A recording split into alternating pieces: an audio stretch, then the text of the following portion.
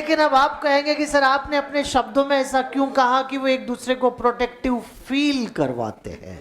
इस फीलिंग का क्या मतलब है? अरे प्रोटेक्टिव फील ही करवाते हैं, क्योंकि जब शेर आता है ना तो सब अपने अपने रास्ते ही भागते हैं बेटा। हम इकोलॉजिकल ऑर्डर पढ़ रहे थे तो वहां पर हमने इकोलॉजिकल ऑर्डर में सबसे पहले ऑर्गेनिज्म को पढ़ा, उसके बाद में हमने पॉपुलेशन को पढ़ा, पॉपुलेशन में लोकल सिस्टरमेटा पढ़ा, हमने वहां पर एंडेमिक, कीस्टोन और क्रिटिकल लिंक स्पीसीज को भी पढ़ा। उसके बाद कम्युनिटी आ गई। कम्युनिटी के अंदर डाइवर्सिटी, डोमिनेंस, स्ट्रेटिफिकेशन, फिजियोग्नोमी जैसे 4 कैरेक्टर पढ़े। ये चारों कैरेक्टर ऐसे थे जो हमें अपनी आंखों से दिखाई देते हैं। जो आंखों से दिखता है वो स्ट्रक्चरल है, जो नहीं दिखता हो रहा है वो फंक्शनल है। अरे न्यूट्रिएंट कंजर्वेशन फंक्शनल है तो ऊर्जा प्रकाश की दक्षता भी फंक्शनल है। फिर उसके बाद मैंने आपसे कहा कि जब भी कोई जैविक समुदाय किसी नए एरिया में आता है तो समय के साथ, पर्यावरण में परिवर्तन के साथ उसका स्ट्रक्चर और कॉम्पोजिशन बदलता है। इसे हमने सक्सेशन कहा था। आज क्लाइमैक्स कम्युनिटी आ चुकी है। कौन सी कम्युनिटी? क्लाइमैक्स कम्युनिटी की डाइवर्सिटी कम या ज्यादा? इसका मतलब यहां ए भी रह रहा है, बी, सी, डी भी। अरे जब सब एक दूसरे के साथ रहेंगे तो क्या ये सारे सदस्य भी एक दूसरे के साथ कुछ ना कुछ इंटरैक्ट करेंगे? इसी इंटरेक्शन को स्पीसीज इंटरेक्शन कहते हैं। कौन सा इंटरेक्शन? तो अपना नया टॉपिक क्या है समझ पा रहे हैं? Species interaction. अरे अरे स्पीसीज इंटरेक्शन। जब क्लाइमैक्स कम्युनिटी में सारी जातियां, सारे सदस्य जो अलग अलग स्पीसीज के हैं, जब एक दूसरे के साथ रहते हैं तो वो भी एक दूसरे के साथ कुछ ना कुछ इंटरेक्शन करते हैं। और इस प्रकार के इंटरेक्शन को आप स्पीसीज, पॉपुलेशन, समष्टि, पारस्परिक या अनोन्य क्रिया के नाम से पुकारते हैं। इंटरेक्शंस कहते हैं बेटा।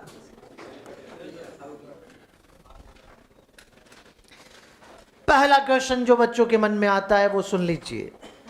पहला क्वेश्चन यही आता है कि सर एक से ज्यादा स्पीसीज रह रही है तो वहां तो कम्युनिटी इंटरेक्शन कहना चाहिए, इसे आप स्पीसीज या पॉपुलेशन इंटरेक्शन क्यों कह रहे हो? बेटा कम्युनिटी इंटरेक्शन का मतलब है जब एक कम्युनिटी दूसरी कम्युनिटी से इंटरैक्ट करती है। क्या यहाँ कम्युनिटी कम्युनिटी का इंटरेक्शन है कि पॉपुलेशन पॉपुलेशन? क्या ए वाली पॉपुलेशन बी वाली पॉपुलेशन से इंटरेक्ट करेगी? ए वाली पॉपुलेशन सी वाली से इंटरेक्ट करेगी? क्या डी वाली बी वाली से करेगी? ओहो, ये तो पॉपुलेशन पॉपुलेशन का इंटरेक्शन है, तो इसे किस नाम से पुकारोगे? पॉपुलेशन इंटरेक्शन के नाम से पुकारेंगे। सही है, यही है बेटा। यहां पर हो सकता है कि ए के साथ ही इंटरेक्ट करे, इंट्रा स्पेसिफिक, एक ही जाति में हो, अंतः जाति है। इंट्रा स्पेसिफिक हो सकता है कि यहाँ ए बी के साथ इंटरेक्ट करे, अंतर जातीय। तो ये अंतः भी हो सकता है, अंतर भी हो सकता है। क्या मैं इंट्रा और इंटर ही लिख दूं बेटा? तो इस प्रकार के इंटरेक्शन 2 प्रकार से डिवाइड किए जाएंगे। ये यहाँ पर इंट्रा स्पेसिफिक भी होते हैं जिसे आप अंतः जातीय कहते हैं बेटा, अंतः। ये यहाँ पर इंटर स्पेसिफिक भी होते हैं।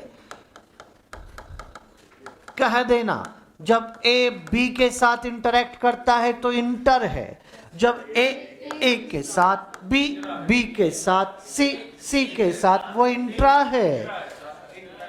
अरे अरे हमारे सिलेबस, हमारे मॉड्यूल, हमारी एनसीईआरटी में डिटेल इसी की है, लेकिन जब नाम आया है तो कुछ बातें इसकी भी हो जाए बेटा। तो यहां पर जब एक ही जाति के सदस्य आपस में कुछ ना कुछ इंटरेक्ट करेंगे तो एक दूसरे का फायदा भी करते हैं और नुकसान भी करते हैं बेटा। मैंने कहा था ना उस दिन आपसे कि जैसे आपके पास बैठे हुए बच्चे ने आपसे कहा कि भाई ब्लैक पेन है, आपने उसे दिया तो आपने कॉपरेशन किया, अरे उसका सहयोग किया, आपने फायदा किया। लेकिन जो बच्चा आपसे ब्लैक पेन मांग रहा है या मांग रही है, वो उसी मेडिकल सीट के लिए, ये तो आपस में मांग रही होगी ना, इधर आपस में मांग रहा होगा ना बेटा। क्या दिक्कत है? जो आप इनसे भी मांग सकते हो ये आपसे भी मांग सकते हो, इसमें क्या दिक्कत है? सोच बड़ा करो बेटा, ऐसे नैरो थिंकिंग से नहीं सोचते हैं। अब आप पढ़े लिखे हो चुके हो, इस तरह की सोच अच्छी बात नहीं है। छोटी सोच मत रखो, बड़ी सोच रखो बेटा। तो मैं आपसे कह रहा था कि जो आपसे ब्लैक पेन मांग रहा है, इधर वाले में मांग रही है, वो उसी मेडिकल सीट के लिए आपसे फाइट कर रहे हैं जिसके लिए आप कर रहे हैं बेटा। नुकसान समझ जाइए, ये इंटरेक्शन। आज के बाद पेन मत देना बेटा। अभी भी लिया है? अरे यार बेटा ये तो गड़बड़ हो गई, देख अब नुकसान हो जाएगा किसी दिन। तो याद रखो आप, यहाँ पर ये नुकसान वाले भी हैं और फायदे वाले भी होते हैं। जब फायदे के लिए इंटरेक्शन होता है तो उसे आप कोऑपरेटिव, उसे आप सहयोगात्मक,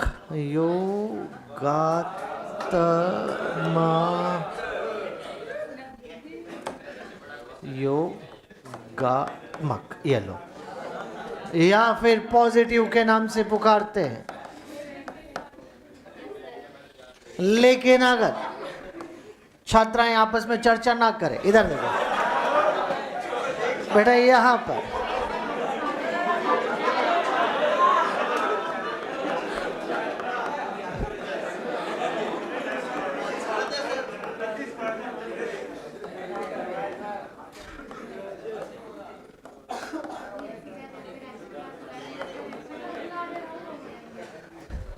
ये सहयोगात्मक भी है और प्रतिस्पर्धात्मक भी है बेटा।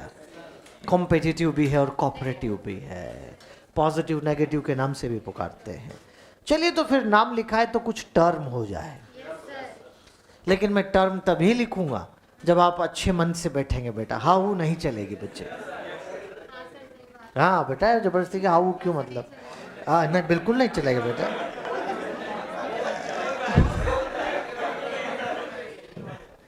छात्राएं समझदारी का परिचय देती हुई तो पहला पॉइंट आता है एग्रीगेशन।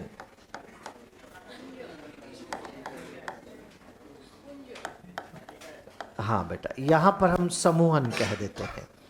एक साथ ग्रुप में रहना, समूह में रहना एग्रीगेशन कहलाता है। जैसे हिरण एक दूसरे के साथ ग्रुप में रहना पसंद करते हैं और ऐसा करके वो एक दूसरे को प्रोटेक्शन कर रहे हैं, एक दूसरे को प्रोटेक्टिव फील करवा रहे हैं बेटा। क्योंकि आप तो अच्छे से जानते हो कि साथ रहने से हिम्मत बनी रहती है।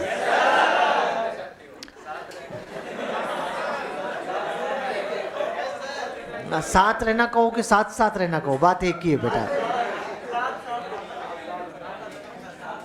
लेकिन अब आप कहेंगे कि सर आपने अपने शब्दों में ऐसा क्यों कहा कि वो एक दूसरे को प्रोटेक्टिव फील करवाते हैं। इस फीलिंग का क्या मतलब है? अरे प्रोटेक्टिव फील ही करवाते हैं क्योंकि जब शेर आता है ना तो सब अपने अपने रास्ते ही भागते हैं बेटा। लेकिन जब तक साथ थे तब तक तो ऐसा लग रहा था कि कोई मुसीबत आएगी तो साथ मिल के लड़ेंगे। इस प्रकार की फीलिंग होना भी तो एक बड़ी बात है यार। तो इस प्रकार की फीलिंग बनाना, एक दूसरे को प्रोटेक्टिव फील कराना, ये भी एग्रीगेशन के नाम से ही पुकारा जाएगा बेटा, ये याद रखेंगे आप। दूसरा मैटिंग बिहेवियर। मैं यहां मैटिंग के लिए होने वाले कंपटीशन की बात नहीं कर रहा क्योंकि उसमें तो किसी का नुकसान होता है। बात हो रही है उस बिहेवियर की जैसे dancing behaviour of peacock. Male peacock dance कर रहा है, उसका किसी से कोई कंपटीशन नहीं, जो फीमेल अट्रैक्ट हो उसकी तरफ आए, मैटिंग होगी, नए इंडिविजुअल आएंगे, अरे स्पीसीज का, जाति का सर्वाइवल बढ़ जाएगा बेटा, क्योंकि नए सदस्य आने से जाति का सर्वाइवल बढ़ जाता है। तो जाति के फायदे में काम हो रहा है। इसको भी आप कोऑपरेटिव इंटरेक्शन के नाम से ही पुकारते हैं। आपने एक एनिमल का नाम सुना है क्या? सिकाडा। बेटा झिंगुर कहते हैं, झिंगुर। झिंगुर तो सुना है, हाँ। ये विस्लिंग करता है, सीटी बजाता है, और इसकी सीटी से, इसकी विस्लिंग से इसकी फीमेल इसकी तरफ अट्रैक्ट हो जाती है। कुछ झिंगुर हमारे बीच भी मौजूद है। तो अभी आई थे, देखो बीच में आवाज आई थी ना एक। हाँ, मैंने इसका नाम इसलिए लिखा क्योंकि हम आगे चलकर साइलेंट वैली की चर्चा, साइलेंट वैली, वहां झिंगुर नहीं होते बेटा। सामान्य फॉरेस्ट में जाते हैं तो सबसे ज्यादा आवाजें झिंगुर की ही आती है, लेकिन वहां नहीं आती क्योंकि होते ही नहीं है वहां पर, वहां का पर्यावरण उसके लिए फेवरेबल नहीं है, तो वहां नहीं मिलते बेटा। तो ये भी एक प्रकार का मैटिंग बिहेवियर ही है, विस्लिंग करना। तीसरा आता है कम्युनिकेशन। क्या एक ही जाति के सदस्य आपस में कुछ ना कुछ संवाद, कम्युनिकेट करते हैं बेटा? कम्युनिकेशन मतलब एक दूसरे को कुछ ना कुछ कम्युनिकेट कर देना, और ये तो दो तरह से होता है। ये इशारों में भी होता है और बोल के भी होता है। इशारों में होने वाले कम्युनिकेशन का सबसे अच्छा एग्जाम्पल हनी बी है, मधुमक्खी। जब उसके किसी सदस्य को खाना मिलता है तो वो आकर दूसरों के सामने डांस करने लग जाता है। अगर वो राउंड राउंड राउंड डांस कर रहा है तो खाना आसपास ही मिलेगा, लेकिन अगर उसने zig zag zig zag zig zag dance करना शुरू किया दूर, ऐसे समय पर उसका माउथ देखो, सन की तरफ है कि सन से अपोजिट है। अगर सन की तरफ है तो सन की दिशा में जाना है, और अपोजिट है तो अपोजिट जाना है। अरे इशारों में ही कितना कुछ समझा देता है यार। अगर ऐसा है तो ये भी कम्युनिकेशन का एक गजब का उदाहरण है। बोल के होने वाला कम्युनिकेशन बर्ड में, पक्षियों में मिलता है। जब भी कोई खतरा आता है तो चहकने लगती है, चिल्लाने लगती है, अरे अलर्ट कर देती है, आगाह कर देती है, समझ जाओ खतरा आ रहा है। बहुत बड़ी बात है भाई। पक्षियों की कुछ प्रजाति यहां भी उपस्थित है। इसके बाद एक और यहां पर आता है और वो है एल्टरिज्म।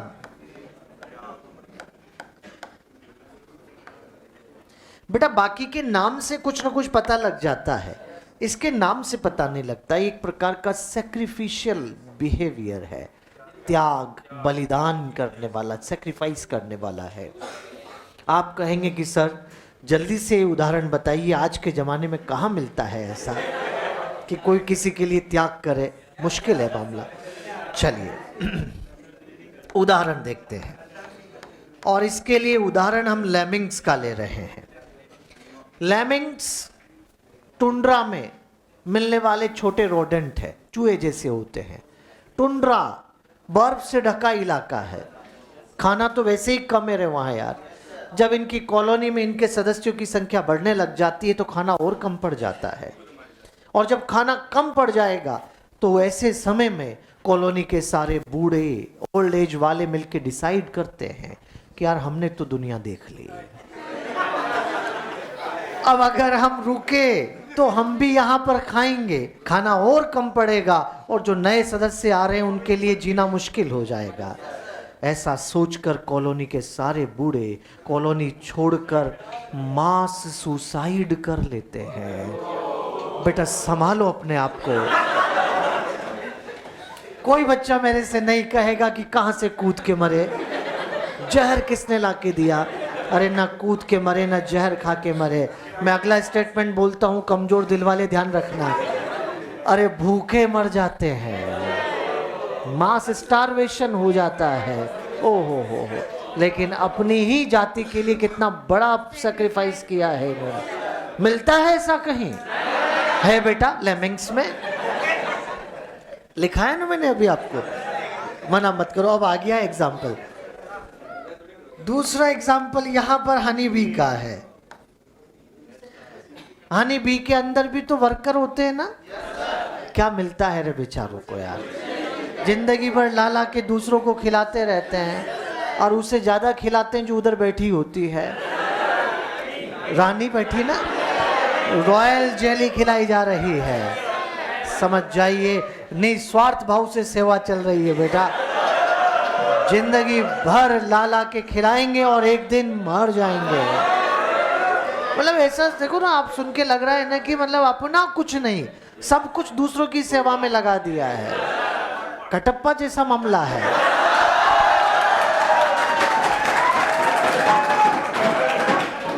वही चल रहा है,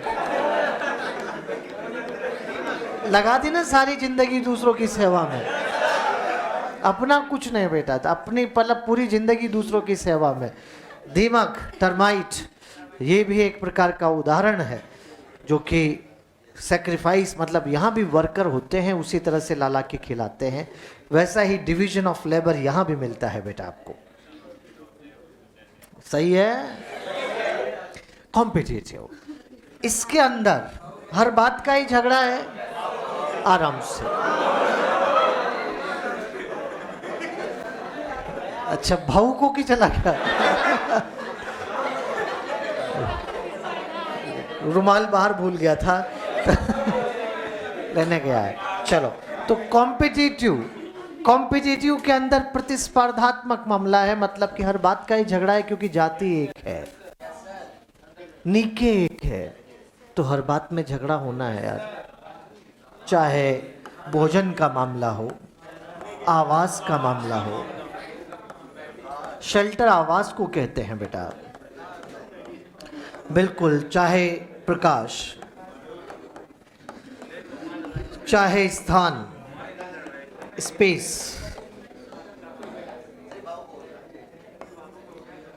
चाहे मैटिंग,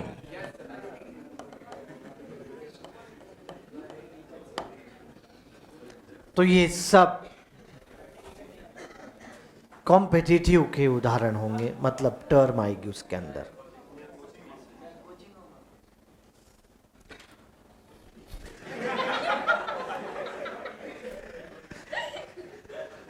बहुत बढ़िया। प्रतिस्पर्धा नए कैरेक्टर लेके आती है बेटा।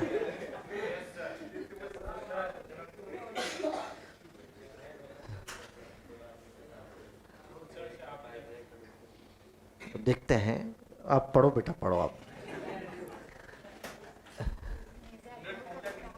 हैं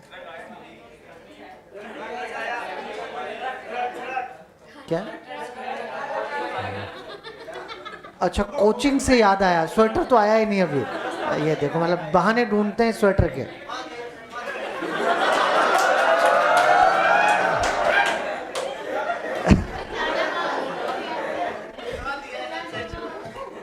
सब ठीक है बेटा?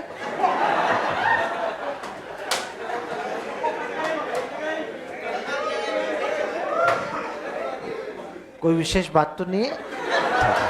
वो आंखें लाल लाल दिख रही है इसलिए कह रहे हैं। चलिए, अरे ये नोट कर लिया क्या सबने? चलिए,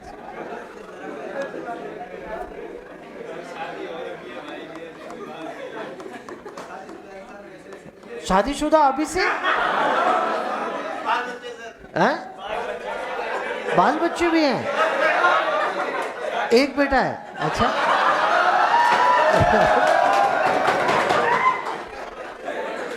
कोई बात नहीं, तुम्हें क्या है, पढ़ाई की कोई उम्र नहीं होती बेटा। चलिए, अरे तुम ऐसे ही करते रहते हो। नहीं नहीं, उसका शादी कहाँ से हो जाएगी उसके अभी? अच्छा अच्छा, शादी हो गई, गोना नहीं हुआ अभी। एक वो भी एक टर्म आती ना, गोना, वो हाँ। अच्छा, अरे नहीं, फालतू बात मत करो, पढ़ाई कर लो। इंटर स्पेसिफिक, दो अलग अलग जाति के सदस्य भी आपस में एक दूसरे का फायदा और नुकसान दोनों करते हैं। ये भी पॉजिटिव और नेगेटिव टाइप का है बेटा।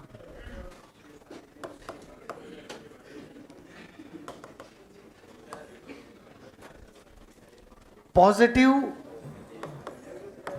नहीं, बस बतियाते नहीं है इधर। म्यूचुअलिज्म, सहोपकारिता।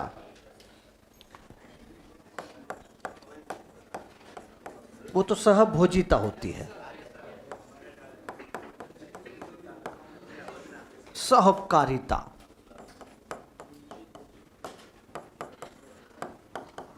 पॉजिटिव पॉजिटिव है बेटा, बोथ आर बेनिफिटेड, दोनों का फायदा है।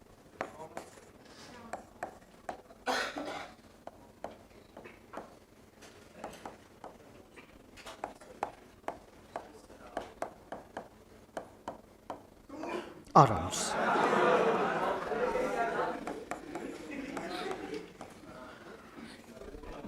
पॉजिटिव 0, एक का फायदा और एक का ना नुकसान ना फायदा।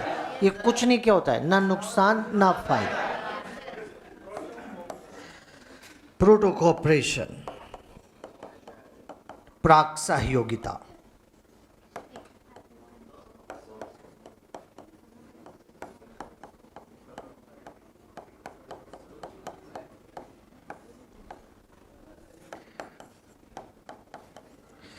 पॉजिटिव पॉजिटिव है, दोनों का फायदा है।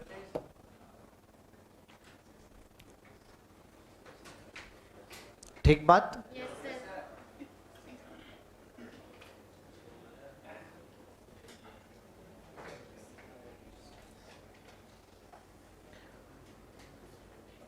बोर्ड पे देखिएगा। म्यूचुअलिज्म भी पॉजिटिव पॉजिटिव है, प्रोटो कोऑपरेशन भी पॉजिटिव पॉजिटिव है, लेकिन दोनों में डिफरेंस क्या है? गजब, मैं समझ गया। इधर देखो,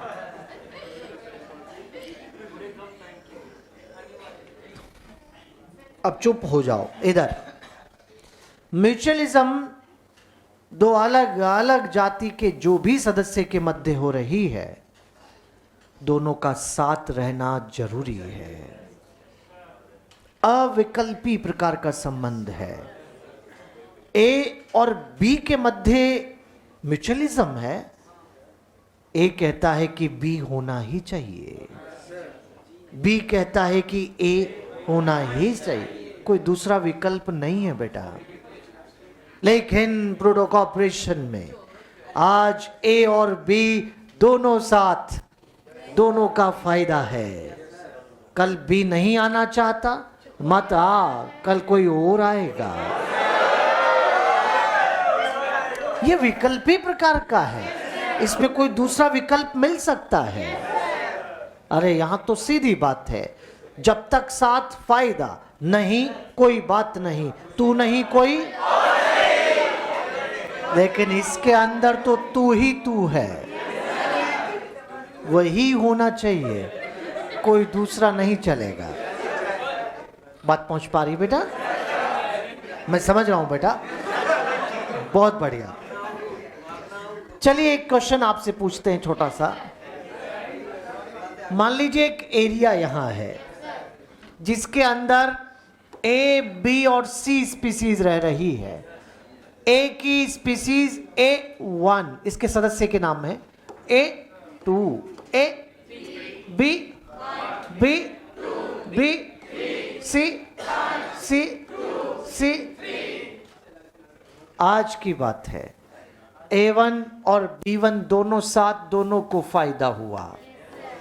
लेकिन कल ये क्या हुआ, A1 और B2 साथ, फिर भी दोनों को फायदा। अरे ये म्यूचुअलिज्म है कि प्रोटो कोऑपरेशन? म्यूचुअलिज्म। क्या जाति बदल गई?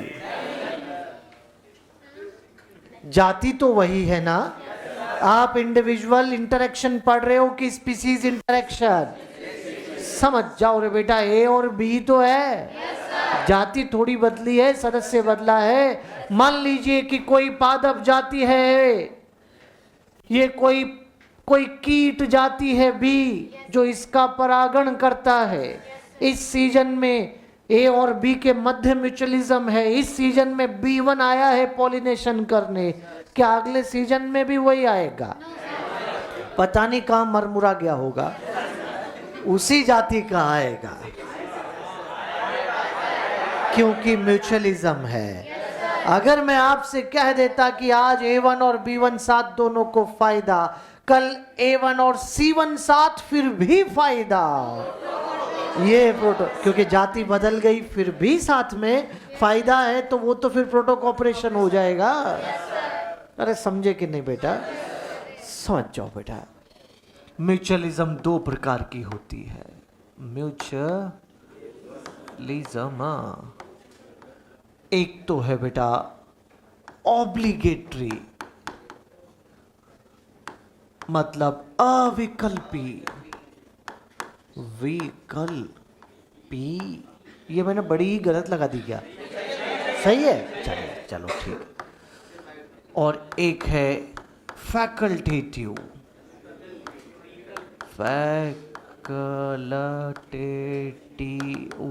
ये लो। और जो फैकल्टेटिव है उसको कहते हैं प्रोटो कॉपरेशन। कोई दिक्कत? अगर कभी मैं प्रोटो कॉपरेशन को म्यूचुअलिज्म कह दूं तो चलेगा क्या? चलेगा क्या? दौड़ेगा बेटा। समझ जाओ, क्योंकि वो भी तो एक प्रकार की म्यूचुअलिज्म ही है, लेकिन हाँ विकल्पी प्रकार की है, उसमें विकल्प मिल सकता है। और जो प्रॉपर म्यूचुअलिज्म है वो अविकल्पी है। कभी मैं क्वेश्चन में लिख के देता हूं कि म्यूचुअलिज्म है, आप कौन सी सोचते हो, प्रोटो कॉपरेशन या प्रॉपर म्यूचुअलिज्म? क्योंकि हम पहले नेगेटिव टाइप के इंटरेक्शन में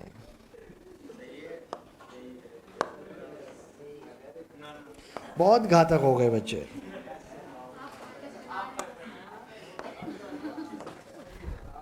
नेगेटिव टाइप के इंटरेक्शन में पहला इंटरेक्शन आता है एक्सप्लॉइटेशन। हिंदी मीनिंग में खुद लिख दूंगा, आपको बोलने की जरूरत नहीं है। एक्सप्लॉइटेशन के अंदर पॉजिटिव नेगेटिव टाइप का है। जैसे हिंदी में आप शोषण के नाम से पुकारते हैं बेटा।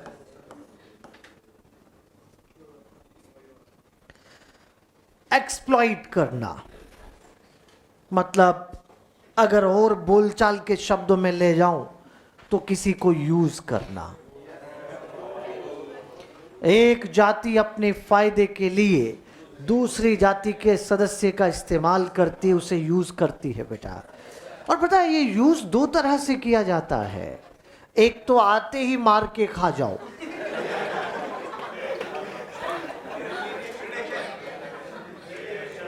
होता है ना? हाँ। और एक धीरे धीरे तड़पा तड़पा के मारना है।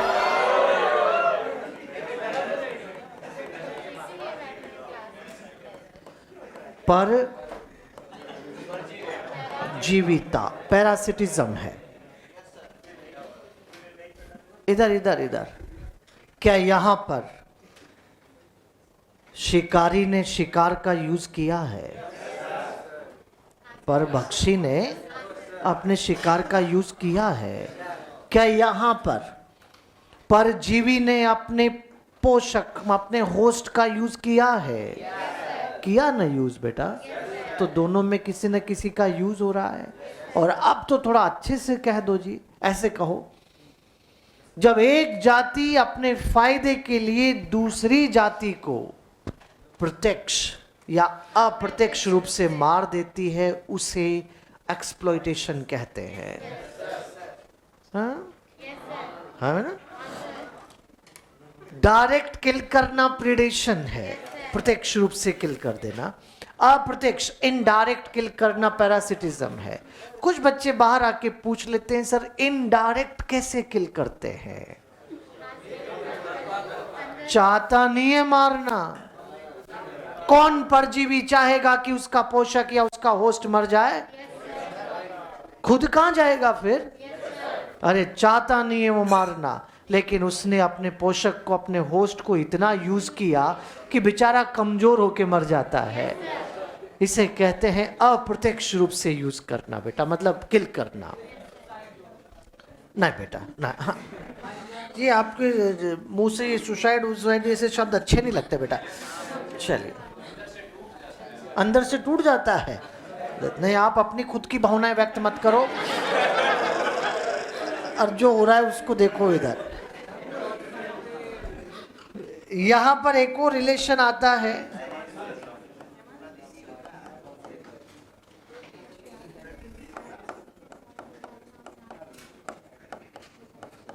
प्रतिजीविता। ये नेगेटिव जीरो टाइप का रिलेशन है। एक जाति ऐसा कुछ करती है कि दूसरे का नुकसान, खुद को कुछ पता ही नहीं। जीरो है ना? आप कहें सर ऐसे क्या कर दिया जो दूसरे का नुकसान हो गया और खुद को पता ही नहीं लगे? सुनेंगे, लिखना बंद करो। आप सब बच्चों ने एंटीबायोटिक शब्द सुना है।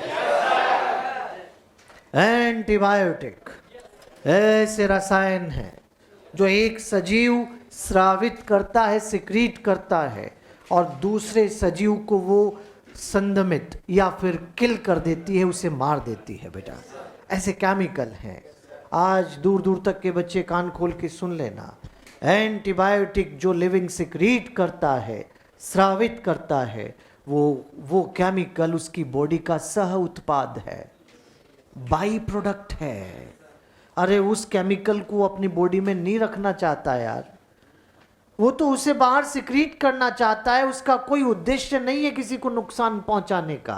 वो तो अपना काम कर रहा है, अपनी बॉडी के केमिकल को बाहर कर रहा है, क्योंकि उसका सह उत्पाद है। उसे नहीं रखना उसे अंदर। उसकी क्या गलती है कि उसका केमिकल किसी और के लिए विषाक्त है? वो तो अपना काम कर रहा है ना। जो रेंज में आएगा मारा जाएगा। उसने बुलाया था क्या? आओ मरो। समझ रहे बेटे?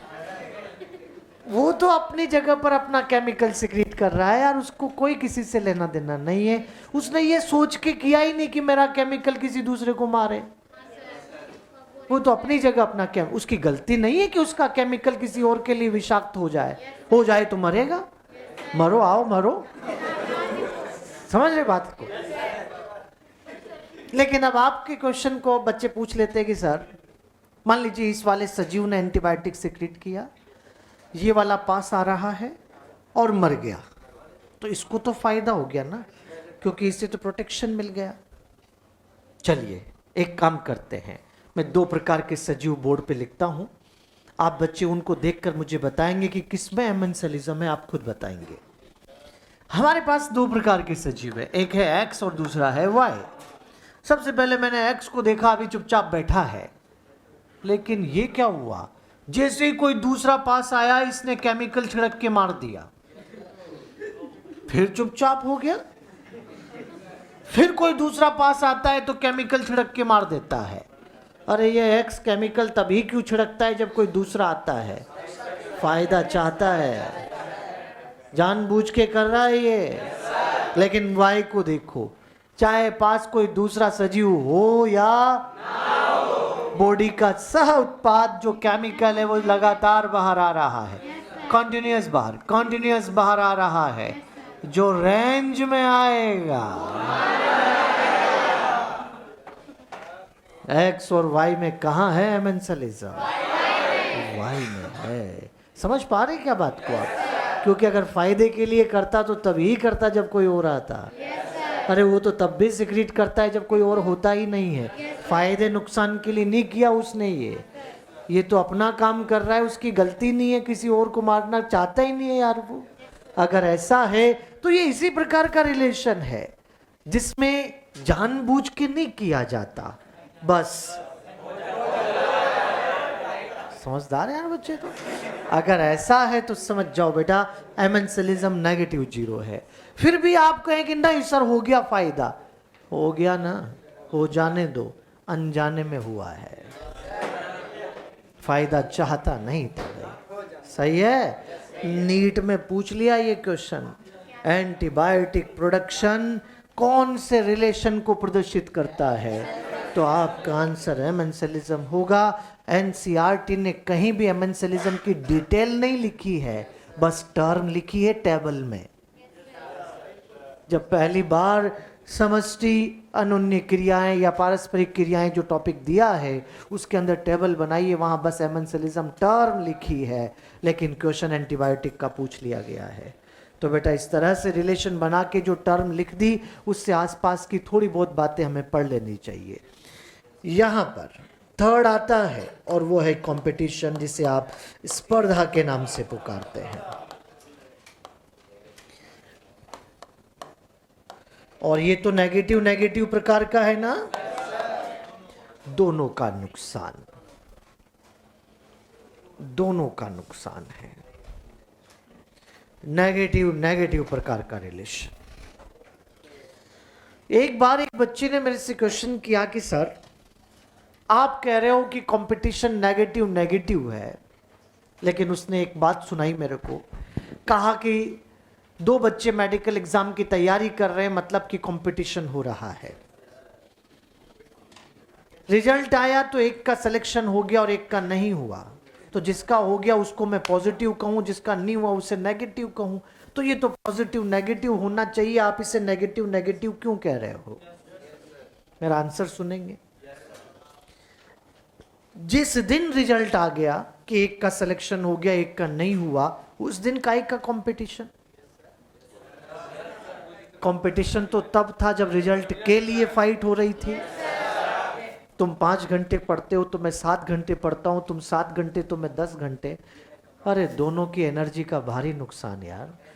पढ़ने में एनर्जी लगती है बेटा, समझ पा रहे ना आप? याद रख लेना, आज ही कोई भी बच्चा कंपटीशन को रिजल्ट पे जाके नहीं सोचेगा, जब कंपटीशन हो रहा है तब सोचना है। दो पहलवान लड़ रहे हैं, एक ताकतवर और एक कमजोर है।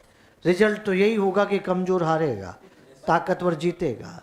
लेकिन जब लड़ाई हो रही थी तो ताकतवर ने 10 थप्पड़ मारे थे, तो गलती से ही सही कमजोर से 2 तो पड़ ही गए थे। समझ रहे हैं आप? संभालो अपने आप को बेटा। इधर भाई गलती से पड़ गया हूं इधर उधर में ही, लेकिन पढ़े जरूर हैं बेटा।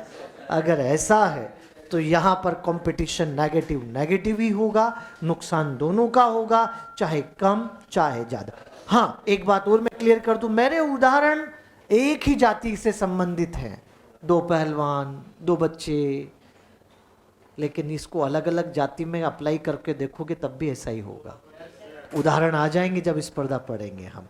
अब इस तरह का दिमाग मत लगाना कि सर आपने तो एक ही जाति की बातें की है, ये किया है। मैं तो सिर्फ आपको उदाहरण देके समझा रहा हूं कि नेगेटिव नेगेटिव है। और हाँ, एक बात और कह दूं, यहां से लेकर यहां तक, नीचे मत जाओ, यहां से लेकर यहां तक इंटर स्पेसिफिक है, लेकिन कंपटीशन इंट्रा और इंटर दोनों होता है। हाँ, तो बेटा यहां आज सबसे पहले शुरुआत कर दे, फिर म्यूचुअलिज्म की। नोट कर लिया सब बच्चों ने? हो जाए आगे? गजब, छेती पुत्र छेती, मतलब जल्दी जल्दी। हाँ, बेगा बेगा मांडो बेटा। ये अलग टर्म है कोई? मारवाड़ी में और क्या कहते हैं? बेगा ही तो कहते हैं। खाता खाता तो खाना तो की होता है, खाना है, झीमना होता है खाना तो। कुछ भी मतलब। हाँ,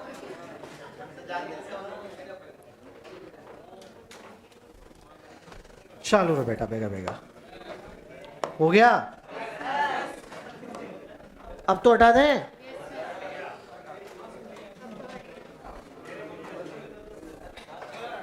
क्या? हाँ बताओ। ये दोनों, ये वाला सौपकारिता तो म्यूचुअलिज्म है।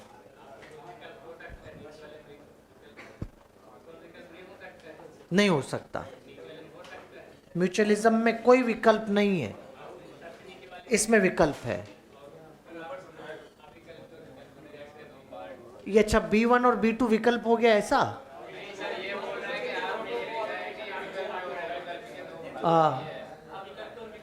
हाँ, तो जिसमें विकल्प है वही तो प्रोटोक ऑपरेशन है। क्या कहना चाह रहे हो? म्यूचुअलिज्म के 2 मैंने ये समझाया है आपको कि ये भी एक प्रकार की म्यूचुअलिज्म है। मैंने ये भी कहा था साथ में कि कभी मैं प्रोटोकॉपरेशन को म्यूचुअलिज्म कहूं तो फंसना मत इस बात में, उलझना मत। मैंने आपसे कहा ये भी एक प्रकार की म्यूचुअलिज्म है, लेकिन ये किस प्रकार की है? विकल्पी प्रकार की है।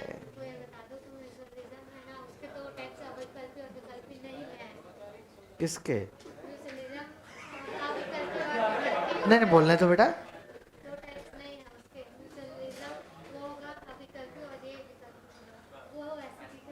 नहीं नहीं ठीक है, क्या दिक्कत है? म्यूचुअलिज्म के ही दो प्रकार हैं। हाँ, हम जनरल म्यूचुअलिज्म को ये वाली कहते हैं। सबसे पहले म्यूचुअलिज्म नाम से ये दिमाग में आता है, लेकिन म्यूचुअलिज्म ये भी हो सकती है। ये कहो बेटा, ऐसे कहो, टाइप इसी के हैं ये। यहां पर आपको प्रोटोकॉपरेशन तो एनसीईआरटी ने डिस्क्राइब ही नहीं किया, सिर्फ म्यूचुअलिज्म को डिस्क्राइब किया है। ठीक बात? चलिए,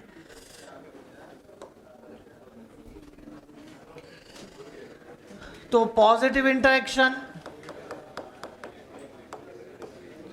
और सबसे पहला आता है म्यूचुअलिज्म। बस बात और चित बंद कर दो, अब आपस में कोई चर्चा नहीं होनी चाहिए। म्यूचुअलिज्म जिसे आप सहोपकारिता के नाम से पुकारते हैं,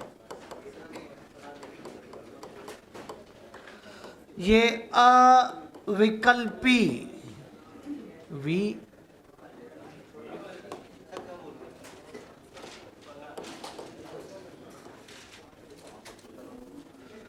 अविकल्पी सहोपकारिता है।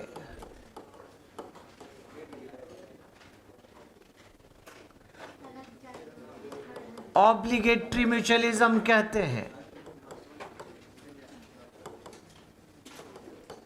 सिम्बायोसिस के नाम से भी पुकारते हैं। सहजीवन, सिम्बायोसिस।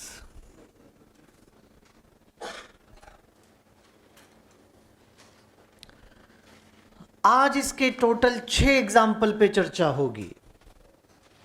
पहले 3 एग्जाम्पल ऐसे होंगे जिसमें ए और बी के मध्य म्यूचुअलिज्म है। ए और बी लाइफ टाइम ऐसे रह रहे हैं, ऐसे पहले 3 उदाहरण में। अगले 3 उदाहरण ऐसे होंगे जिसमें ए और बी साथ रह लो, ऐसे रह लो, लेकिन at the time of mutualism contract में आना ही पड़ेगा। एरिया तो एक ही होगा बेटा, क्योंकि अनोन्य क्रिया, पारस्परिक क्रिया तभी संभव है जब एरिया एक होता है। ये बात तो मैंने बहुत पहले ही बोल दी थी आपको। आइए तो फिर एक एक उदाहरण पे चर्चा कर लेते हैं। और सबसे पहला उदाहरण है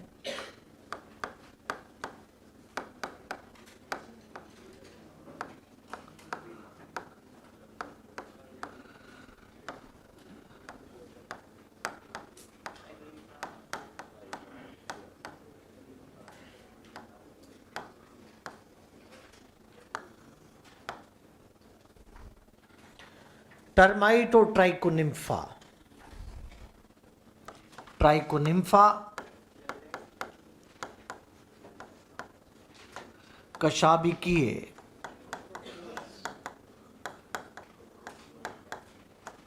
प्रोटोजोआ है। कशाबिकीय प्रोटोजोआ है ट्राइकोनिम्फा।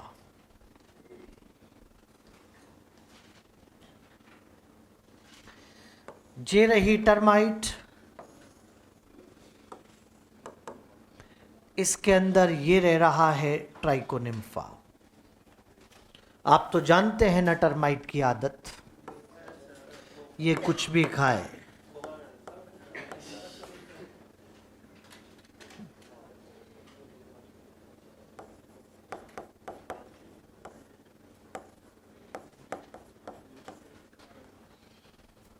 चाहे कुछ भी खाए, सेलुलोज तो खाती ही है, लेकिन पचा नहीं पाती।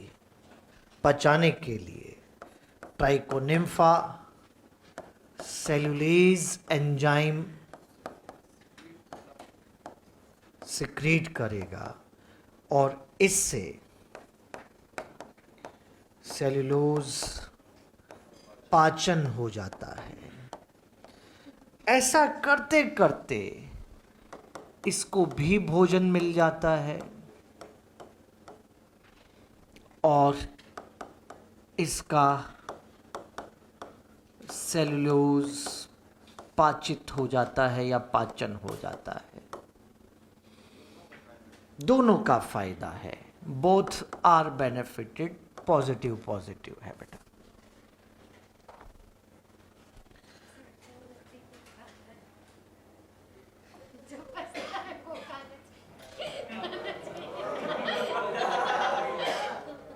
आएगा बेटा, अभी ये भी आएगा, चिंता मत करो। चलो एक काम करते हैं, ट्राइकोनिम्फा को यहां से हटा के देखते हैं, क्योंकि उसका क्या इंपॉर्टेंस है तभी समझ में आता है ना। जब हमने इसको यहां से हटाया तो उस केस में सेलुलोज खाएगी, पचा नहीं पाएगी, इकट्ठा हो जाएगी, एक दिन मर जाएगी। इसे भी कोई रखने वाला नहीं है। कौन उसको आवास देगा, कौन उसको भोजन देगा रे? मर जाएगा। दोनों साथ हैं तो जिंदा हैं, अलग कर दिए तो वही रिलेशन म्यूचुअलिज्म है बेटा। साथ होना जरूरी है ना। कुछ बच्चों के मन में कुछ प्रश्न आ जाते हैं, जैसे बालिका के मन में भी आ रहा है। अभी बताते हैं आपको कि ये क्या पूछना चाह रही, वो भी आ जाएगा। देखिए पहला क्वेश्चन, बच्चे कह देते हैं कि सर इस टर्माइट की आंत्र में तो ये रह रहा है, लेकिन जो टर्माइट के नए बच्चे आएंगे उनकी आंत्र में कैसे जाएगा? सुनेंगे आप आराम से।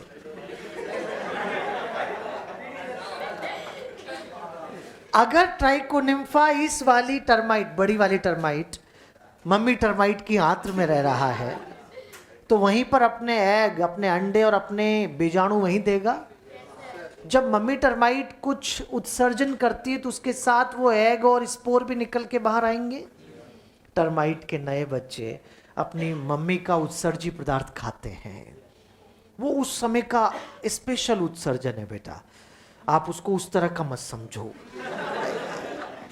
उसमें पचाया सेलुलोज है, और जब वो उसे खाएंगे तो साथ में वो अंडे भी तो खा जाएंगे ट्राइकोनिम्फा के, और अब कोई दिक्कत नहीं, दोनों साथ साथ बड़े होंगे।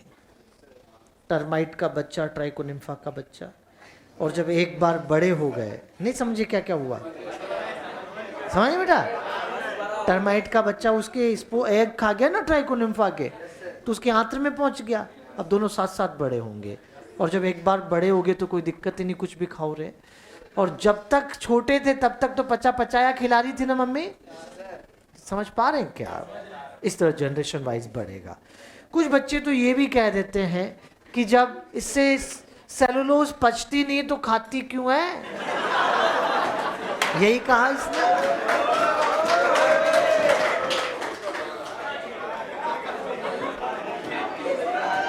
बात तो सही है, कोई चीज पचे नहीं तो खाओ क्यों, लेकिन आप ऐसा नहीं कहेंगे, क्योंकि आप जानते हैं कि नेचुरल सिलेक्शन प्राकृतिक वर्ण का ही एक पार्ट है। जिस दिन टर्माइट ने सेलुलोज खाना बंद कर दिया, ट्राइकोनिम्फा नाम की जाति के अस्तित्व पर खतरा आ जाएगा। जब जरूरत ही नहीं तो कौन रखेगा उसे? जबरदस्ती रहेगा तो परजीवी कहलाएगा। तो आप कहो कि तुम सेलुलोज खाओ और तुम बचाओ, दोनों मस्त रहो। सही है। एक बच्चे ने तो ये भी पूछा था कि सर उद्गम की सीक्वेंस में, एवोल्यूशन में टर्माइट ने सेलुलोज के अलावा कुछ और खाना क्यों नहीं सीखा? मैंने मना किया है कि इसको सीखे ना, खा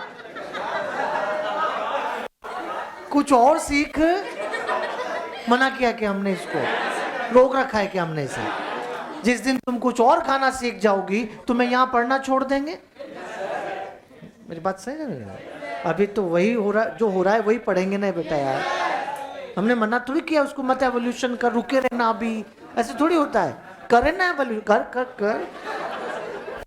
समझ पा रहे हैं?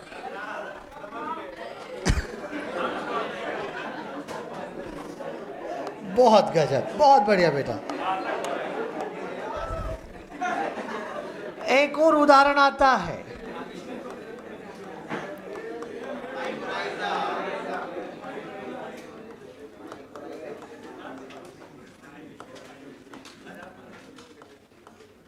माइकोराइजा के अंदर कवक और उच्च पादप मूल दोनों के मध्य संबंध है बेटा। यहां कवक का काम क्या सुरक्षा प्रदान करना है? हाँ, मूल की सरफेस को, सतह को कवर करके डिजीज वाले रोगकारी से बचाती है यार। इधर इधर बेटा, साथ के साथ क्या खनिज एवं जल अवशोषण भी तो कर रही है ना।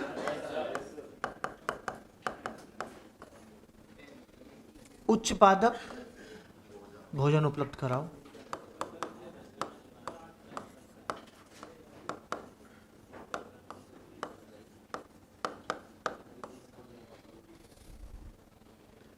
हम मानते हैं कि उच्च पादप अपने खनिज खुद अवशोषित कर सकता है, लेकिन जो आवश्यक खनिज खुद अवशोषित नहीं कर सकता उसके लिए कवक है। अगर हम कवक को हटा देंगे तो आवश्यक खनिज की डेफिशिएंसी में चला जाएगा और एक दिन मर जाएगा। नेक्स्ट स्टेटमेंट पहुंचना चाहिए, थोड़ा जोर लगाना दिमाग पे। कवक सामान्य रूप से मृतोपजीवी और परजीवी होती है, लेकिन जो सदस्य माइकोराइजा में रह रहा है उसके पास मृतोपजीवी और परजीवी होने की क्षमता नहीं है बेटा। अगर होती तो इसके साथ ही नहीं आता, समझ? अगर मैं उसको हटा दूंगा तो वो भी नहीं रह पाएगा, मर जाएगा बेटा। दोनों साथ हैं तो जिंदा हैं, अलग कर दिए तो मर जाएंगे। इसी रिलेशन को आप म्यूचुअलिज्म के नाम से पुकार रहे हैं।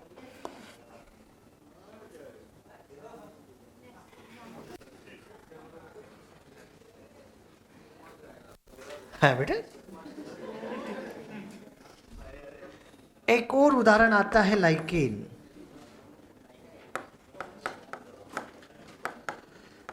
और लाइकेन में भी हाँ बेटा, जल से ही खनिज आते हैं। खनिज अलग से अवशोषित नहीं होते, जल के साथ ही फ्लो में आते हैं बेटा। कवक और शैवाल के मध्य ये रिलेशन है। क्या इसको मैं यहां पर माइकोबायोन्ट लिख दूं क्या? माइको किसके लिए कहते हैं? कवक। बायोन्ट का मतलब सजीव होता है, बायो से है ना, बायोन्ट। और ये फाइकोबायोन्ट है।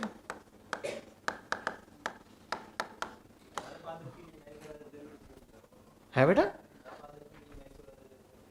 नहीं है, हमने तो उच्च पादप लिखा है, हमने प्रत्येक उच्च पादप थोड़ी लिखा है।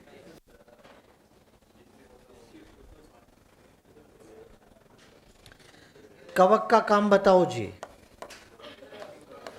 सुरक्षा कैसे? कैसे ना, इधर ये रहा लाइकेन का thallus.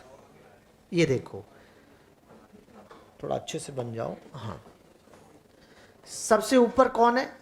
Fungi. F for fungi, A for algae, F for ये राइजोइड होते ना, मुलाब राइजोइड। ज्यादा हिस्सा किसका है? कवक ने, फंजाई ने शैवाल को आवास दे रखा है, और जो आवास देगा वो सुरक्षा भी तो दे रहा है। साथ के साथ खनिज एवं जल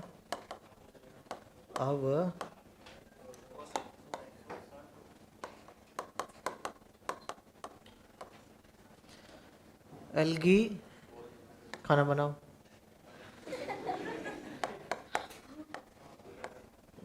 भोजन निर्माण, यही होता है क्या? इस रिलेशन को हम हस्बैंड वाइफ रिलेशन की तरह समझते हैं। समझने के लिए कहते हैं, कहते नहीं, समझने के लिए कहते हैं, क्योंकि एल्गी खाना बनाती और फंजाई खाता है।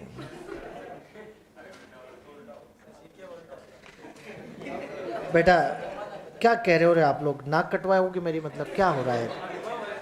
तुम लोग ऐसे गलत राह पे मत चलो बेटा। देखा है इन्होंने? अच्छा अच्छा, ये तो खैर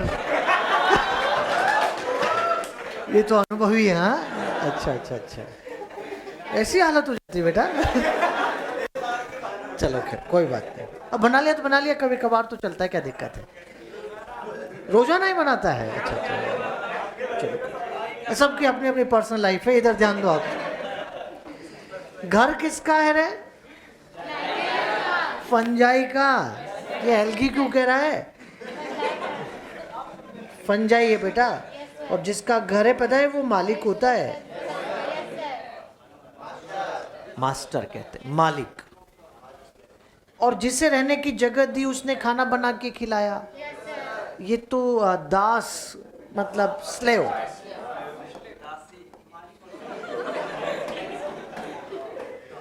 बेटा हम लाइकिन पढ़ रहे हैं, तो ये मालिक और दास ऐसा यहाँ पर है, इसे हेलोटिज्म कहा जाता है। हेलोटिज्म।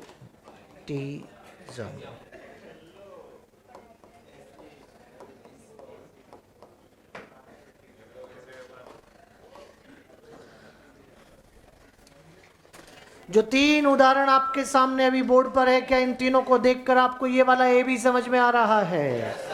तीनों लाइफ टाइम एक दूसरे के साथ है बेटा। टर्माइट, ट्राइगोनिम्फा, लाइकेन, माइकोराइजा, तीनों में ऐसा ही हो रहा है। आओ नेक्स्ट एक और उदाहरण आने वाला है, पहले तुरंत चेप लेंगे आप। रहे हैं कि चेप चुके हैं? कौन बच्चा रहे हैं अभी? अहो छेती पुत्र।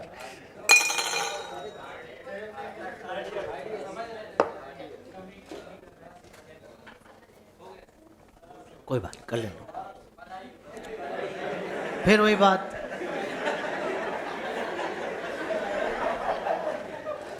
कहां से कहां चले जाते हो?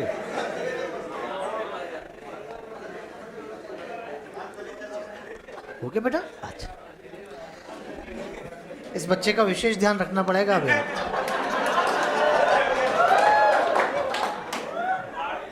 नोट कर लिया ना भाई सबने? चलो बेटा,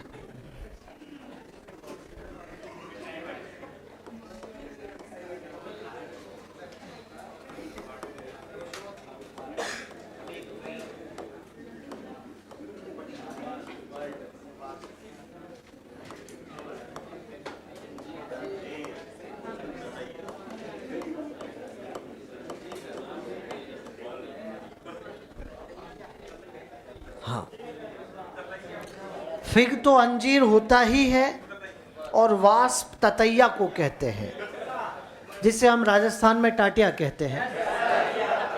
टाटिया ही कहते हैं ना बेटा?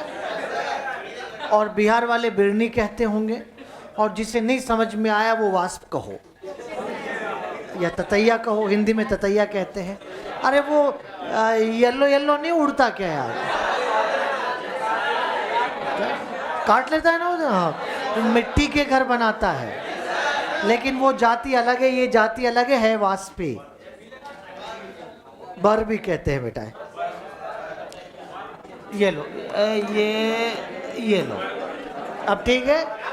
ऐसे कहते हैं, पता नहीं जो भी कहते हैं, ततैया ही ठीक है, दोनों सही है। अच्छा चलिए चलिए, अब इधर इधर इधर इधर कुछ बैकग्राउंड स्टोरी सुननी पड़ेगी आपको पहले। आज हम पादप और कीट के मध्य संबंध की बातें कर रहे हैं। बस बेटा बातें नहीं, इधर पहले पादप और कीट के मध्य संबंध की बातें हो रही है, और इसमें आप सब बच्चे जानते हैं कि कीट पादप के लिए बहुत कुछ करते हैं। अरे वो उसका परागण करते हैं रे, अरे वो उसका बीज प्रकीर्णन करते हैं रे, तो यार बदले में चाहते हैं कि उनको भी कुछ मिलना चाहिए, कुछ रिवार्ड, कुछ पुरस्कार, अरे कुछ फीस मिलना चाहिए। तो पादप भी पीछे नहीं है। आओ कीट, अच्छा परागण के लिए आए हो, तुम्हें शुगर सॉल्यूशन, मीठा रस, नेक्टर दिया जाएगा। थैलेमस में निर्माण होता है ना। अच्छा परागण के लिए आए हो तो कुछ पराग कण खा जाओ और कुछ को अपनी बॉडी पे चिपका लो, जो चिपक गए वो परागण में काम आ जाएंगे। क्या कहा? बीज प्रकीर्णन के लिए आए हो तुम्हें फ्रूट जूस मिलेगा। सुन के अच्छा लगा यार, किसी ने किसी के लिए कुछ किया तो बदले में उसे कुछ मिला। लेकिन हर कीट इतना भला नहीं होता। कुछ इंसेक्ट ऐसे होते हैं, कुछ कीट ऐसे हैं जो पादप की तरफ आते हैं, आप चुप रहेंगे, पादप की तरफ आते हैं, अरे एंथर की तरफ तो गए भी नहीं। एंथर होता है ना जिसमें परागकण होते हैं, उधर तो गए भी नहीं, सीधा अटैक थैलेमस पर, नेक्टर चुराया और निकल लिए। धोखा हो गया।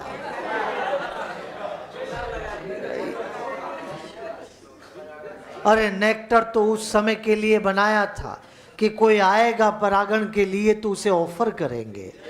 यहां तो कोई ऐसा आया जो नेक्टर चुरा के भी ले गया और परागण भी करके नहीं गया, दोबारा बनाना पड़ेगा। ऐसे बन जाता है क्या? समय लगता है, एनर्जी लगती है। ऐसे में पॉलिनेशन का सीजन ही निकल जाएगा। रे यार, कुछ करना पड़ेगा, ऐसा कुछ करना पड़ेगा कि हर कोई पास नहीं आना चाहिए, क्योंकि हर कोई कीट जब पास आता है तो उसमें धोखेबाज भी आते हैं। अरे ऐसा कुछ करो कि पास आए तो बस वो जो 100% पॉलिनेशन की गारंटी दे। इस बात के लिए पादप कुछ नया उद्गम, नया एवोल्यूशन कर रहा है। कीट भी क्यों आए रे, उसका भी कोई फायदा होना चाहिए, तो वो भी पादप के लिए बदल रहा है। पादप बदला, कीट बदला, कीट बदला, दोनों बदले, क्या इसको सह उद्गम कहते हैं? बताओ बेटा, बताओ, जल्दी से बताओ, क्या हर कीट पादप संबंध म्यूचुअलिज्म है? नहीं, म्यूचुअलिज्म वही है जहां को एवोल्यूशन या सह उद्गम है। एनसीईआरटी भी लिख रही है, को evolution safe guard against cheaters. को एवोल्यूशन सेफ गार्ड, सुरक्षा चक्र है। सुरक्षा सेफ गार्ड कहते हैं ना, जो बचा के रखता है, अगेंस्ट चीटर्स, धोखेबाजों से बचाने का तरीका है। अरे समझ रहे हो के बात को बेटा? अगर ऐसा है तो यहाँ पर बेटा समझ जाइए, ऐसा क्या कोएवोल्यूशन हो गया कि दोनों एक दूसरे के लिए बन रहे हैं। क्या चीजें हैं, एक एक इवेंट पे ध्यान देना बेटा। आओ समझते हैं। तुम तो हट जाओ, ये वाला किसके लिए? ऐसे, ओहो, हटो। क्या आप जानते हैं कि अंजीर हाइपेंथोडियम टाइप का इन्फ्लोरेसेंस बनाता है? ऐसा कप शेप होता है क्या?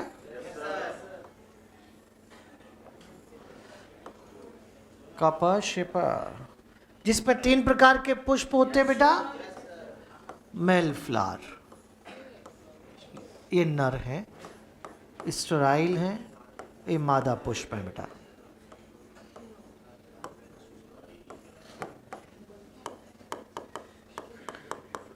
ऐसे, ठीक बात। इसके इस माउथ को ऑस्टियोल कहते हैं।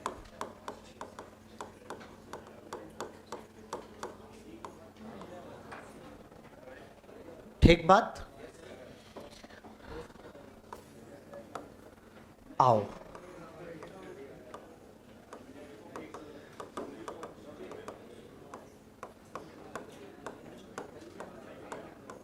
मादा ततैया है, हाँ, फीमेल वास्प है। मेल नहीं, फीमेल वास्प आ रही है।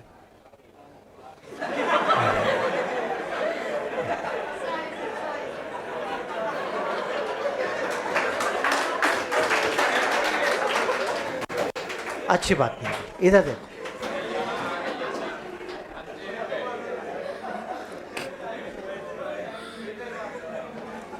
इस अंजीर ने अपनी फ्रेगनेंस, अपनी गंध ऐसी बना ली जो एक पर्टिकुलर स्पीसीज वास्प को ही अपनी तरफ आकर्षित करती है। ये एक प्रकार का सह उद्गम है। इसने अपना कलर ऐसा बना लिया जो एक पर्टिकुलर स्पीसीज ऑफ वास्प को ही अपनी तरफ बुलाता है, तो ये भी एक प्रकार का सहोदगम है। ये भी इधर ही आना चाहती है क्योंकि इसको भी एक सुरक्षित जगह चाहिए जहां पर ये एग लेइंग साइट बनाएगी बेटा। ओवी पोजिशन साइट के नाम से पुकारते हैं, मतलब अंड निक्षेपण।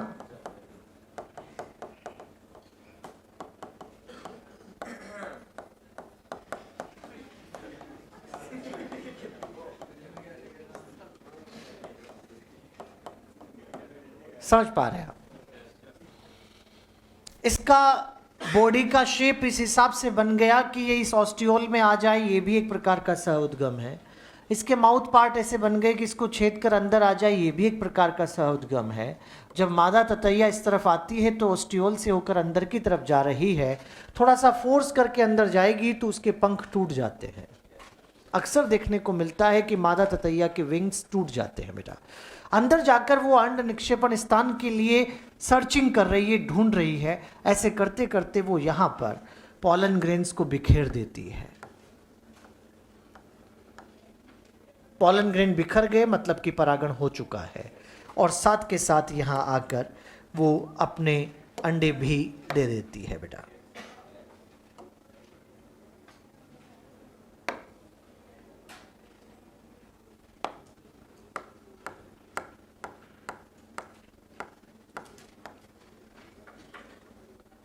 उसके अंडे भी आ गए। अब परागण हो गया, अंडे दे दिए। मादा वहां से उड़ने का वापस प्रयास करती है, नहीं उड़ पाती, वहीं मर जाती है। कोई बात नहीं, अंजीर उसे अपने लिए पाचन कर लेता है, लेकिन अंडे पाचित नहीं हो पाते क्योंकि उनके ऊपर स्पेशल कवरिंग है। ये भी सहोदगम है बेटा। बात क्लियर है? अब देखो, समय गुजर रहा है, ध्यान दीजिए। मादा पुष्प परागित होकर बीज की तरफ जा रहे हैं, अंडों से लार्वा बाहर आ रहे हैं। समय गुजर रहा है, डेवलपमेंट हुआ, तो मादा पुष्प तो बीज बन जाएंगे और अंडों से क्या बाहर आ जाएंगे? लार्वा। जैसे ही अंडों से लार्वा बाहर आएंगे, अरे ये larva eat seed of fig fruit, अंजीर के बीज खाते हैं और वयस्क बन जाते हैं बेटा, एडल्ट बन जाते हैं। ऐसा लिखने के साथ कुछ बच्चों के मन में आ जाता है कि सर फीमेल मर गई, नुकसान, अरे 500 नए आ रहे हैं, एक मर जाओ, 499 का एब्सोल्यूट फायदा चल रहा है। हम सदस्य पारस्परिक क्रिया पढ़ रहे हैं या जाति पारस्परिक क्रिया? जाति का तो फायदा ही है। फिर कुछ बच्चे कहें कि सर सीड खा गए, सीड बीज खा गए, अरे 1000 नए बने हैं, 200 खा जाओ, 800 का तो फायदा ही चल रहा है, बने भी तो उसकी वजह से ही हैं। कभी मादा ततैया चालाकी कर ले कि मैं तो नहीं करूं पॉलिनेशन, मत कर, तेरे बच्चे भी बड़े नहीं होंगे, क्योंकि बीज नहीं बनेंगे तो क्या खाएंगे, कैसे बड़े हो पाएंगे। समझ जाओ रे बेटा, ततैया की जनरेशन, उसकी पीढ़ी अंजीर पे निर्भर करती है और अंजीर की पीढ़ी ततैया पे निर्भर करती है। दोनों की पीढ़ियां एक दूसरे से ही चल रही है। जरा सोच के देखो, क्या इस ततैया को, इस बर को, क्या कोई इस लेवल की सुरक्षा कोई और दे सकता था? बाहर वाले परभक्षी को तो इतना पता है कि मादा ततैया अंदर आई है, अंदर इसके अंदर क्या हुआ किसी को कुछ नहीं पता। अरे फिग ने, अंजीर ने ततैया के बच्चों को पाल पोस कर, खिला पिला कर बड़ा किया है। इस लेवल का पेरेंटल केयर कोई और उसे नहीं दे सकता भाई। अगर ऐसा है तो दोनों के बीच गजब का एसोसिएशन क्रिएट हो चुका है और यही म्यूचुअलिज्म यहां पर है। ठीक बात? क्या इसमें आप सब बच्चों को यहां पर सह उद्गम समझ में आया बेटा? एक दूसरे के लिए बदलना, एक दूसरे के लिए कह दीजिए, एक दूसरे के साथ कह दीजिए। क्या सब बच्चों को यहां पर सह अस्तित्व क्लियर हो रहा है?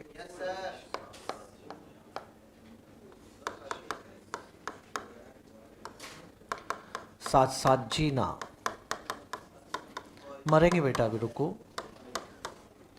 क्या यहां पर आपको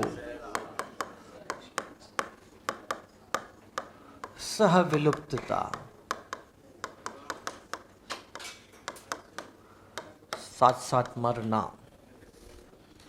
ये सहोपकारिता के अभिलक्षण है बेटा।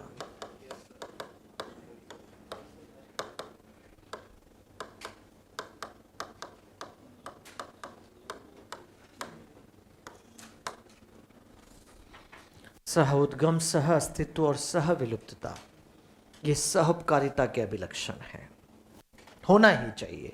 पहला उदाहरण दीमक और ट्राइकोनिम्फा के अंदर भी ये था, वहां भी सह उद्गम था, क्योंकि बिना सह उद्गम के किसी दूसरे की आंत्र में उसके एंजाइम से बच के नहीं रह सकते बेटा। वहां भी सह अस्तित्व था और सह विलुप्तता थी बेटा। को एवोल्यूशन, को एक्सटिंक्शन और को एग्जिस्टेंस कहते हैं बेटा। को एग्जिस्टेंस सह अस्तित्व है, को एक्सटिंक्शन सह विलुप्तता है। अब देखो ये इवेंट समझना पड़ेगा, नेक्स्ट वाला बोर्ड पे देखेंगे एक बार। अंदर ही है, अभी रुक जाओ, अभी रुक जाओ, पंख आ चुके हैं उनके, वयस्क हो गए हैं वो। जब यहां पर ततैया वयस्क हो जाता है, देखो बोर्ड पे देखो भाई, ततैया, तब जाके नर पुष्प मैच्योर होते हैं। यहां मादा पहले मैच्योर, मादा पुष्प पहले मैच्योर हो जाते हैं। इसे प्रोटोगाइनी कहते हैं, प्रोटोगाइनी। ये आपको लाइफ साइकिल ऑफ एंजियोस्पर्म में सर बताएंगे। प्रोटोगाइनी, जब सर आपको पढ़ाएंगे ना कि पर परागण ही हो उसके लिए क्या क्या चीजें होती है, तो उसमें एक चीज ये भी आती है, प्रोटोगाइनी। प्रोटोगाइनी का मतलब है फीमेल पहले मैच्योर हो जाती है, नर बाद में होते हैं।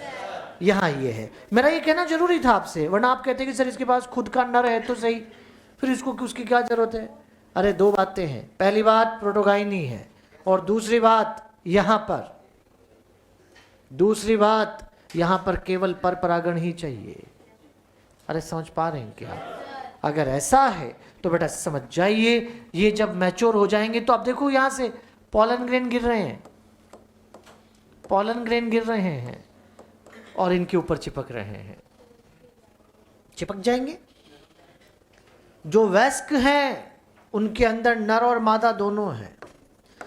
ततैया के नर का दो ही काम है, एक तो फीमेल को फर्टिलाइज करना और दूसरा इस फल की, इस फ्रूट की दीवारें तोड़ना। जब इसकी वॉल को तोड़ेंगे तो मादा आजाद हो जाएगी और साथ के साथ बीज प्रकीर्णन भी हो जाएगा। अंत तक फायदा जुड़ा हुआ है।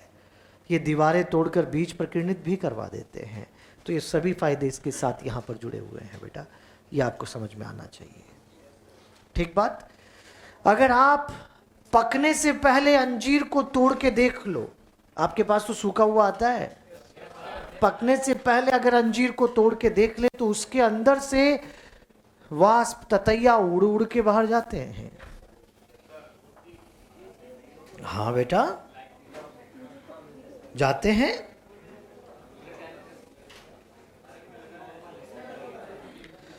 पहले इधर वाले बच्चे देखेंगे, अंजीर को तोड़ा जा रहा है पकने से पहले। नहीं चलेगा बेटा, वो एंड्रॉइड चलता होगा, ये नहीं चलता। कौन जीएसआर चलाते हैं इसमें? कैसे चलाते हैं?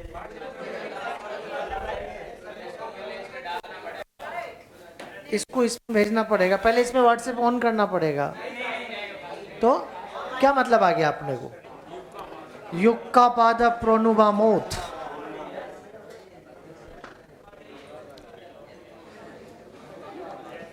युक्का ही है बेटा, यक्का है क्या?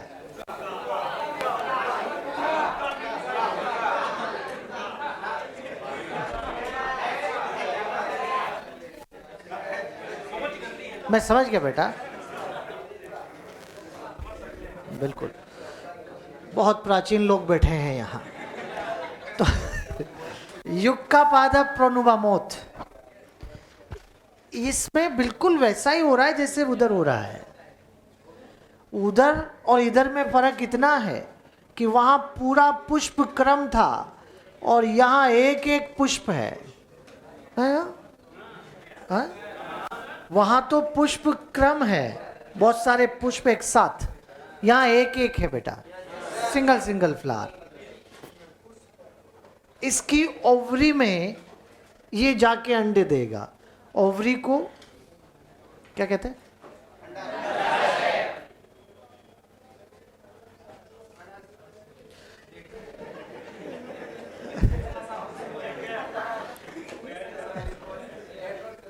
जाओ, इसको अपनी अंड निक्षेपण स्थान बनाओ। ठीक बात है। वैसे ही अंडे बाहर आएंगे, उसमें से लार्वा आएंगे, बीज खाएंगे और वयस्क हो जाएंगे। ये खाएंगे लिखा है बेटा, थोड़ा लाइन खींचते टाइम बीच में खींच गई। तो यहां पर वयस्क हो जाएंगे और उड़ जाएंगे। बाकी सारी बातें वैसी ही है। फर्क क्या पड़ गया? उधर पुष्प क्रम, इधर पुष्प। इस उदाहरण को आपको लाइफ साइकिल ऑफ एंजियोस्पर्म में भी सर पढ़ाएंगे बेटा, यक्का प्रोनुबा, वहां भी पढ़ाया जाएगा आपको। जो भी पढ़ाए सब अच्छा पढ़ाएंगे, सब गजब पढ़ाते बेटा।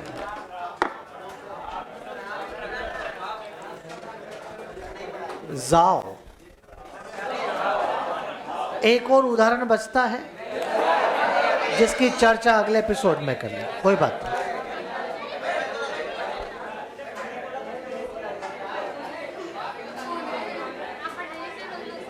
Orchid and B.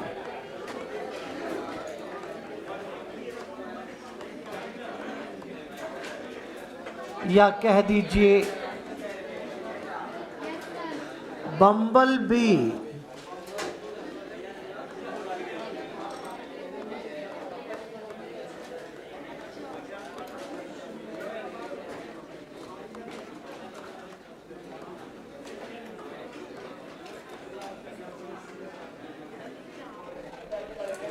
ऑर्किड एवं मक्षिका।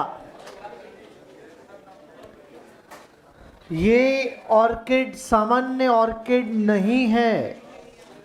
हर ऑर्किड ऐसा नहीं होता। ऑर्किड रिवार्ड देते हैं, पुरस्कार देते हैं, लेकिन ये वाला पुरस्कार नहीं देता। ये क्या कर रहा है अभी हम समझेंगे बेटा। यहां ये ऑर्किड मेडिटेरेनियन फॉरेस्ट में मिलता है।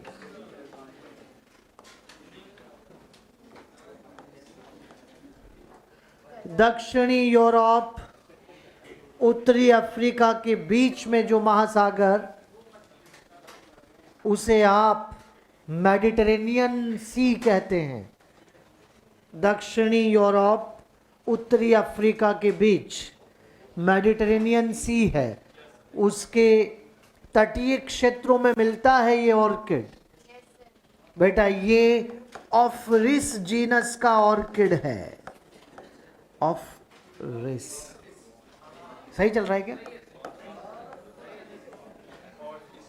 ये तो ऑर्फिस हो गया यार। ये नहीं चलेगा ऐसे ऐसे। मैं समझ गया बेटा, समझ गया। ऑफरिस जीनस का ऑर्किड है, लाइक दिस, ऑफरिस।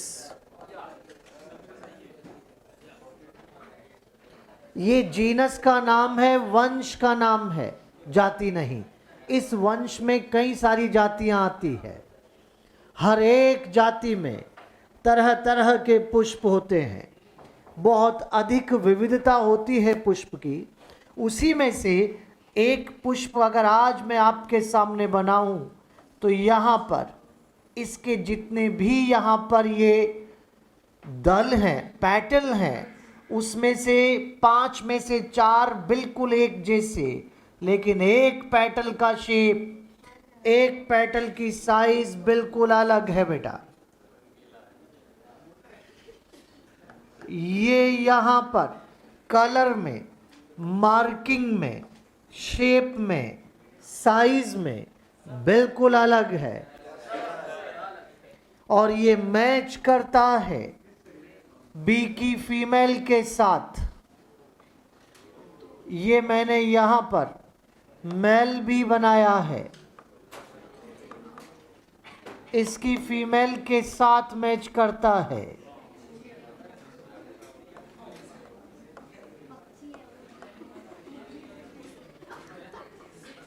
शेप ऐसा ही दिया है।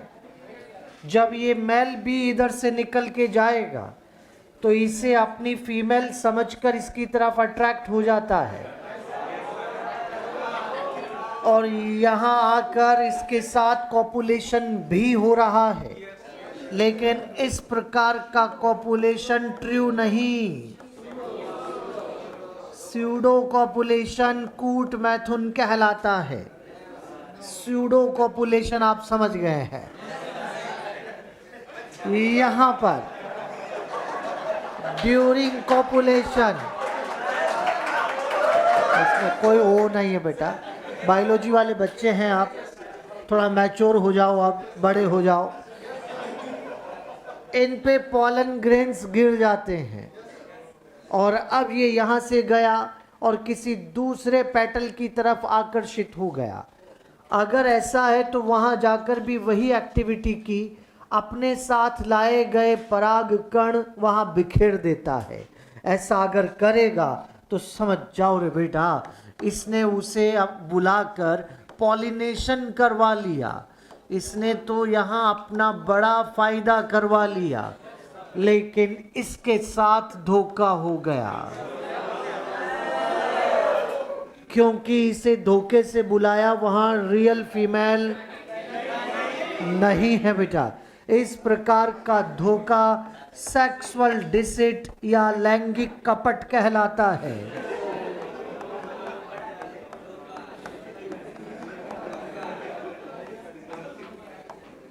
कपट हो रहा है।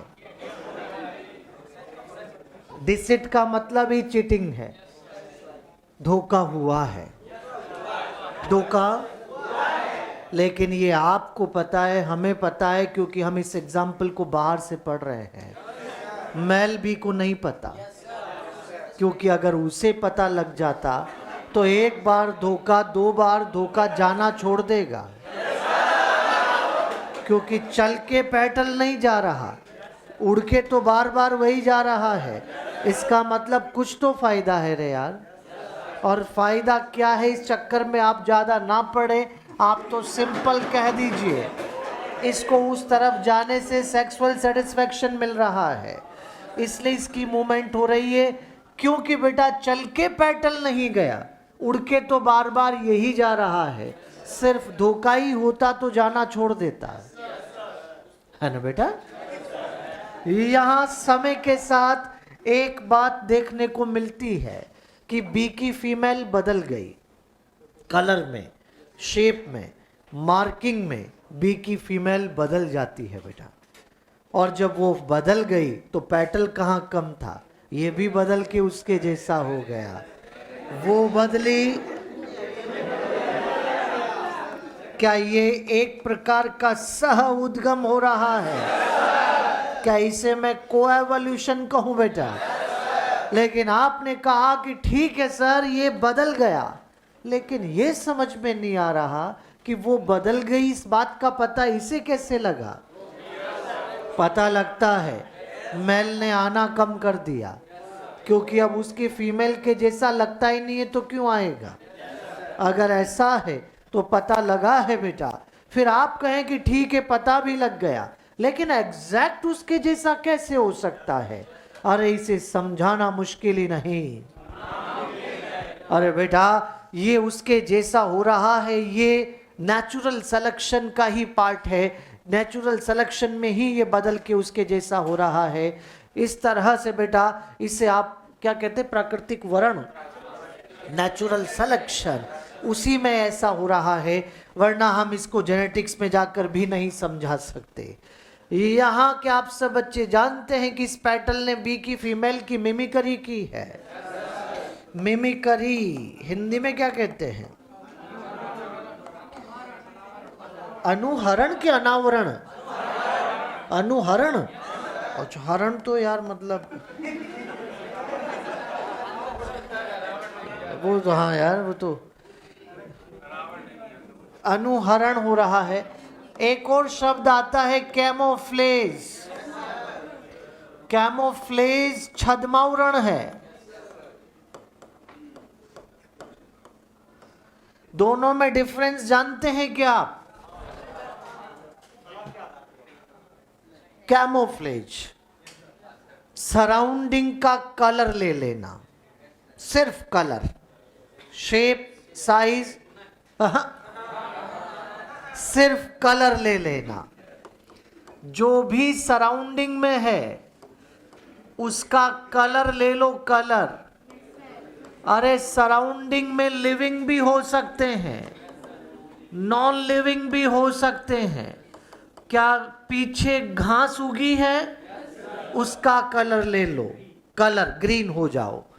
पीछे रेत है, रेगिस्तान है, ब्राउन हो जाओ। अगर ऐसा है तो लिविंग नॉन लिविंग कोई भी हो, जो सराउंडिंग में उसका सिर्फ कलर ले लेना, वो कैमोफ्लेज है। लेकिन मिमिक्री में किसी दूसरे लिविंग का, लिविंग का शेप, साइज, कलर सब कुछ कॉपी कर लेना मिमिक्री कहलाता है ना बेटा? तो यहां मिमिक्री, पैटल ने मिमिक्री की है, और जो मिमिक्री करता है वो मिमिक कहलाता है। जिसकी करता है उसे मॉडल कहते हैं। क्या यहां पर पैटल मिमिक है और बी की फीमेल मॉडल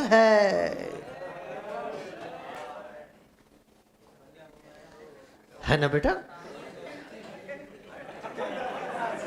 बी की फीमेल मॉडल है। तो ये चारों बातें सब बच्चों को समझ में आ रही है? Pseudo copulation, sexual deceit, coevolution, mimicry. बेटा हम मानते हैं कि यहां कोएवोल्यूशन हो रहा है, लेकिन बताओ क्या ये इसके बिना मर जाता है? हाँ, ये इसके बिना मर जाएगा, लेकिन ये इसके बिना नहीं मरता। यहां पर कोएवोल्यूशन तो है, लेकिन को एक्जिस्टेंस ना, को एक्सटिंक्शन ना। यहां पर सह अस्तित्व, सह विलुप्तता। अगर ऐसा हो रहा है तो समझ जाओ रे बेटा, ये प्रॉपर म्यूचुअलिज्म नहीं है। ये म्यूचुअलिज्म का क्या माना जाएगा? कुछ बच्चे कह देंगे कि सर एक्सेप्शन क्यों कहते हो, इसे आप कॉमेंसलिज्म कह दो। अरे कह देता मैं कॉमेंसलिज्म, पॉजिटिव जीरो करना पड़ेगा ना, और जीरो कर दिया तो आना छोड़ देगा। फिर कहेंगे कि ठीक है प्रोटो कॉपरेशन कह दो। अरे कह देता बेटा, अगर इसके बिना ये नहीं मरता तो, क्योंकि प्रोटो कॉपरेशन में कोई किसी के बिना नहीं मरता। वहां तो सीधी बात है रे यार, तू नहीं तो कोई। लेकिन इसके लिए तो तू ही तू है। तो क्या ये प्रोटो कॉपरेशन है? ना, तो ना कॉमेंसलिज्म ना प्रोटो कॉपरेशन है, तो म्यूचुअलिज्म। लेकिन प्रॉपर नहीं, क्या कहना? अरे समझ गए बेटा आप? चैपलिए हैं। आगे बढ़ते हैं। इसके बाद नेक्स्ट अब कॉमेंसलिज्म पे हम चलेंगे। बना लो बेटा जल्दी।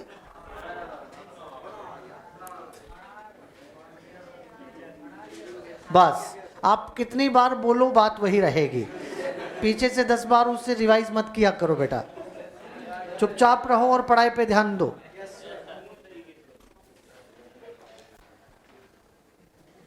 हो गया? ठीक बात? चलिए लिखो बेटा, जल्दी लिखो।